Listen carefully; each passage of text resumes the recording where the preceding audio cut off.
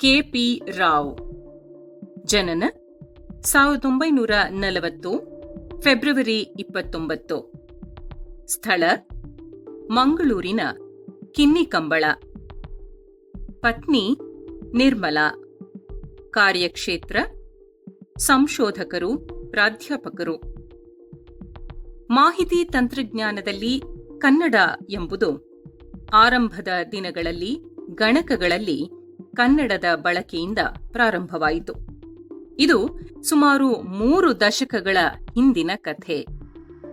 ಪದ ಸಂಸ್ಕರಣವು ಇದರಲ್ಲಿ ಮೊದಲನೆಯದು. ಪತ್ರ, ಲೇಖನ, ದಾಖಲೆಗಳನ್ನು ಬರೆಯಲು, ತಿದ್ದಲು ಇವುಗಳ ಬಳಕೆ ಆಗುತ್ತಿತ್ತು. ಪದ ಸಂಸ್ಕರಣದ ಮುಂದುವರೆದ ಸೌಕರ್ಯವೇ ಡಿಟಿಪಿ, ಅಂದರೆ ಪಠ್ಯದ ಜೊತೆಗೆ ಚಿತ್ರಗಳನ್ನು ಸೇರಿಸಿ ಪುಟವಿನ್ಯಾಸ ಮಾಡುವುದು. ಈಗ ಎಲ್ಲಾ ಪುಸ್ತಕಗಳು ಮತ್ತು ಪತ್ರಿಕೆಗಳು ಇದೇ ವಿಧಾನದಿಂದ ತಯಾರಾಗುತ್ತಿವೆ. ಇಂತಹ ಆವಿಷ್ಕಾರದ ಹಿಂದಿನ ಸೃಜನಶೀಲ ಪ್ರತಿಭೆ ತಂತ್ರಜ್ಞ ಶ್ರೀ ಕೆ.ಪಿ. ರಾವ್. ಡಿಜಿಟಲ್ ಕನ್ನಡಕ್ಕೆ ಅಡಿಗಲ್ಲು ಹಾಕಿದ ಕೆ.ಪಿ. ರಾವ್ ಅವರು ಕನ್ನಡ ಭಾಷೆ ಮಾತ್ರವಲ್ಲ, ಸಮಗ್ರ ಭಾರತೀಯ ಭಾಷೆಗಳನ್ನೇ ಗಣಕದಲ್ಲಿ ಅಳವಡಿಸುವ ವಿಷಯದಲ್ಲಿ ಎಲ್ಲರಿಂದ ಮೊದಲು ಆಲೋಚಿಸಿ ಕಾರ್ಯಗತರಾದವರು. ಬಾಲ್ಯ ಮತ್ತು ಶಿಕ್ಷಣ. ಕಿನ್ನಿಗಂಬಳದಲ್ಲೇ ಪ್ರಾಥಮಿಕ ವಿದ್ಯಾಭ್ಯಾಸ ನಡೆಸಿದ ರಾವ್ ಅವರು ಮುಂದೆ ಮಂಗಳೂರಿನಲ್ಲಿ ಪ್ರೌಢಶಾಲೆ ಹಾಗೂ ಕಾಲೇಜು ವ್ಯಾಸಂಗ ನಡೆಸಿ 1959 ವರ್ಷದಲ್ಲಿ ಮಂಗಳೂರಿನ ಅಲೋಶಿಯಸ್ ಕಾಲೇಜಿನಿಂದ ಬಿಎಸ್ಸಿ ಪದವಿ ಪಡೆದರು. ಮೊದಲಿಗೆ ಮುಂಬಯಿಯ Tata Institute of Fundamental Research TIFRನ ಅಣುಶಕ್ತಿ ವಿಭಾಗದಲ್ಲಿ ಸಂಶೋಧಕರಾಗಿ ಉದ್ಯೋಗ ಪ್ರಾರಂಭಿಸಿದ ಕೆ.ಪಿ. ರಾವ್ ಅವರು 1970ರ ದಶಕದಲ್ಲಿ ಟಾಟಾ ಪ್ರೆಸ್ನಲ್ಲಿ ತಾಂತ್ರಿಕ ನಿರ್ದೇಶಕರಾಗಿದ್ದರು. ಗಣಕಯಂತ್ರಗಳು ಆಗತಾನೇ ಮುದ್ರಣ ಕ್ಷೇತ್ರಕ್ಕೆ ಕಾಲಿಡತೊಡಗಿದ್ದ ಕಾಲವದು. ಆ ಸಮಯದಲ್ಲಿ ಇರಾವತಂ ಮಹಾದೇವನ್ ಅವರು ಸಿಂಧೂ ಲಿಪಿಯನ್ನು ಅಧ್ಯಯನ ಮಾಡಿ ತಮ್ಮ ಪುಸ್ತಕವನ್ನು ಮುದ್ರಿಸುವ ಇಚ್ಛೆಯಿಂದ ಅಲ್ಲಿಗೆ ಬಂದರು. ಈ ಪುಸ್ತಕಕ್ಕಾಗಿ ಇಂಗ್ಲಿಶಿನ ಅಕ್ಷರಗಳ ಜೊತೆಗೆ ಸಿಂಧೂ ಲಿಪಿಯನ್ನೂ ಮುದ್ರಿಸಲು ಯಂತ್ರಗಳನ್ನು ಸಿದ್ಧಗೊಳಿಸಬೇಕಾದ ಸವಾಲು ಕೆ.ಪಿ. ರಾವ್ ಅವರಿಗೆ ಎದುರಾಯಿತು. ಕೆ.ಪಿ. ರಾವ್ ಅವರ ಸೃಜನಶೀಲ ಪ್ರಯತ್ನದಿಂದಾಗಿ ಸಿಂಧೂ ಲಿಪಿ ಕಂಪ್ಯೂಟರಿನಲ್ಲಿ ಮುದ್ರಣ ಕಂಡ ಪ್ರಥಮ ಭಾರತೀಯ ಲಿಪಿ ಎನಿಸಿತು. ಸಾಧನೆ. ಕನ್ನಡ ಭಾಷೆಯ ಬಗೆಗೆ ಅಪಾರ ಅಭಿಮಾನ ಹೊಂದಿದವರಾದ ಕೆ.ಪಿ. ರಾವ್ ಅವರು ಸಿಂಧೂ ಲಿಪಿಗೆ ಉಪಯೋಗಿಸಿದ ವಿಧಾನವನ್ನೇ ಕನ್ನಡ ಲಿಪಿಗೂ ಬಳಸಿದರಷ್ಟೇ ಅಲ್ಲದೆ ಸಿಂಧೂ ಭಾಷೆಗೆ ಉಪಯೋಗಿಸಿದ ಯಂತ್ರವನ್ನೇ ಬಳಸಿ ಕನ್ನಡ ಮುದ್ರಣ ಕಾರ್ಯದಲ್ಲೂ ಯಶಸ್ಸು ಸಾಧಿಸಿದರು. ಅವರು 70ರ ದಶಕದಲ್ಲಿ ಮುಂಬಯಿಯ ಟಾಟಾ ಪ್ರೆಸ್ನಲ್ಲಿ ತಂತ್ರಜ್ಞರಾಗಿದ್ದಾಗ ಪ್ರಪ್ರಥಮ ಬಾರಿಗೆ ಫೋಟೋ ಟೈಪ್ ಸೆಟ್ಟಿಂಗ್ ಯಂತ್ರದಲ್ಲಿ ಭಾರತೀಯ ಭಾಷೆಗಳನ್ನು ಅಳವಡಿಸುವ ಕೆಲಸವನ್ನು ಪ್ರಾರಂಭಿಸಿದರು.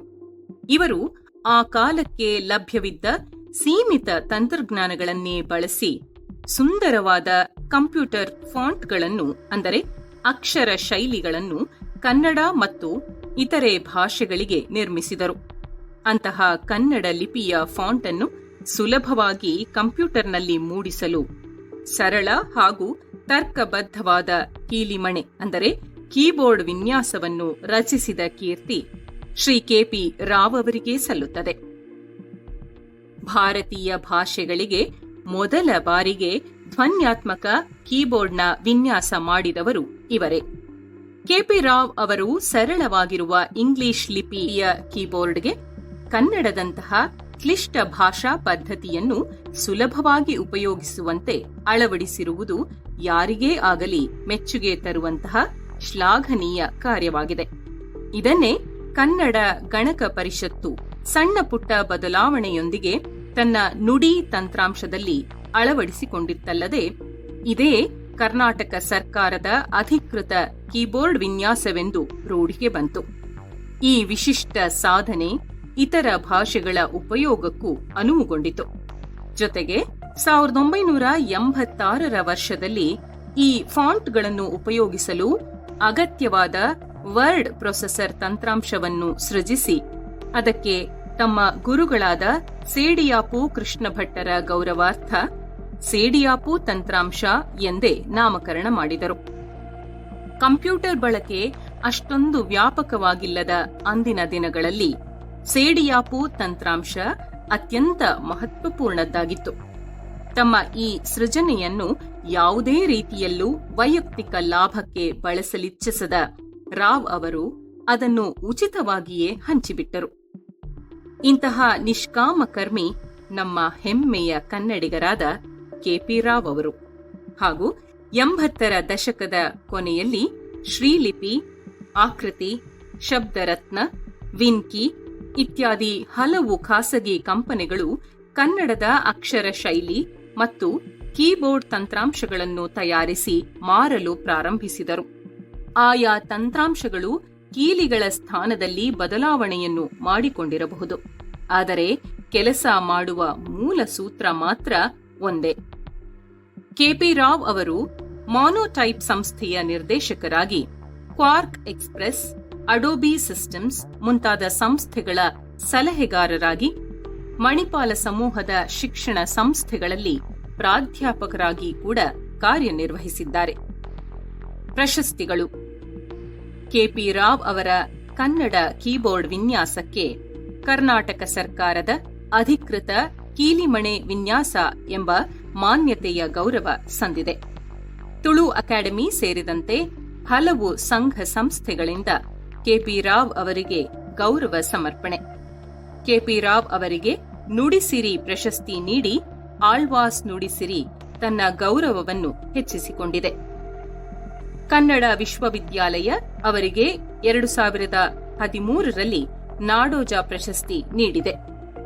ಇನ್ನು 2013ರಲ್ಲಿ ಕರ್ನಾಟಕ ಸರ್ಕಾರ ಅವರಿಗೆ ರಾಜ್ಯೋತ್ಸವ ಪ್ರಶಸ್ತಿ ನೀಡಿ ಗೌರವಿಸಿದೆ.